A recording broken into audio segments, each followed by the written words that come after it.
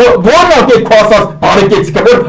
Արցախի ռազմաքաղաքական ղեկավարությունը հիմա դատվում, հա, Բաքվի բանտում, որ Ռուբեն Վարդանյանն հիմա բարեգործ, բարերար այդ ոսկի մարդը դատվում, հա։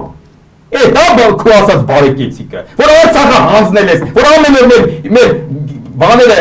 եկեղեցի եւ մեր գերեզմանները ինձ թուրքը պաղծում է, դա քո ասած բարեկեցությունը։ Հələ նա պապ ու գերեզմանները այլ Արցախում տենամ բարեկեցիկ կլներ, այդ ոչնչություն։ Բա ոչ չասես։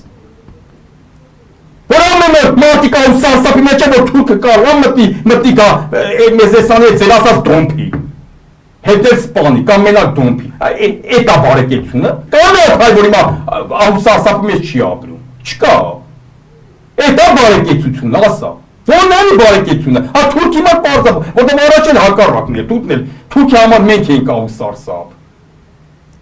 Հələ թուրքն է բարեկեցիկ ապրում։ Ուրեմն թուրք ես դու եթե տենց ես ասում, ինչ ասեմ։ Ես հիմնավորեցի, չէ՞ ասածս։